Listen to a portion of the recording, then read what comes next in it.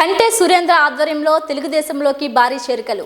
గండేపల్లి మండలం జెడ్ రాగంపేటలో కంటే సురేంద్ర ఆధ్వర్యంలో తెలుగుదేశంలోకి భారీ చేరికలు పార్టీ కండువాలతో స్వాగతించిన జ్యోతుల నెహ్రూ. ఈ సందర్భంగా నెహ్రూ మాట్లాడుతూ రాబోయేది తెలుగుదేశం జనసేన ప్రభుత్వమేనని, వైసీపీ అమానుష పాలన అంతం కావాలంటే అందరూ కలిసి రావాలని అన్నారు. జెడ్ రాగంపేట గ్రామంలో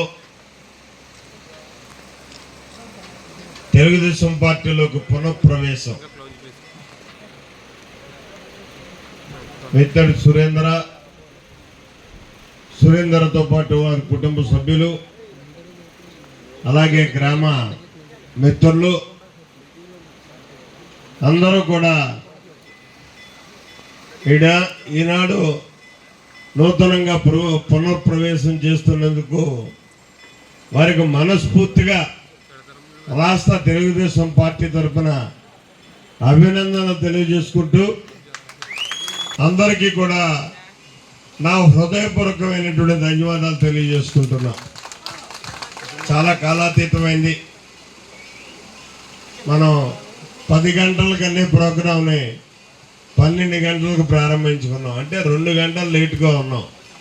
ఎటువంటి విద్యను ఇవ్వాలనుకుంటున్నాడో, ఈ చేరువుకు తేవాలనుకుంటున్నాడో దాన్ని మన కోడెల్లో ఎక్కడ మధ్య మన నియోజకవర్గానికి మధ్య కోడెల్లో దాన్ని అందించుకొని ప్రతి సామాన్యుడికి కూడా ఉచిత విద్యను ప్రైమరీ విద్య దగ్గర నుంచి మరి పీజీ వరకు కూడా అందించేటటువంటి కార్యక్రమంలో భాగంగా దాన్ని తెచ్చుకోవాల్సినటువంటి బాధ్యత మీరిచ్చేటటువంటి అధికారం ద్వారా నాకు ఉంది అని చెప్పి నేను భావిస్తున్నాను.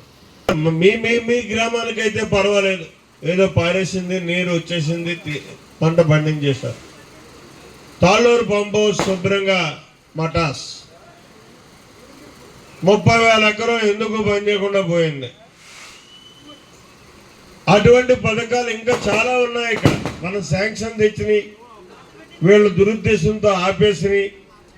మల్లవరం ఎత్తుపోతల పథకం కానీ ఇలాంటి పథకాలన్నింటినీ కూడా రేపు ఆయన ఏదైతే ప్రాజెక్టులకు ఎత్తు మొత్తంలో నిధులు ఖర్చు పెట్టడానికి సిద్ధంగా ఉన్నానో, రాష్ట్ర ప్రజానీకానికి నీరు అందిస్తాను, అందులో ప్రాధాన్యత కలిగింది పోలవరం అని చెప్తున్నాడు చంద్రబాబు నాయుడు గారు.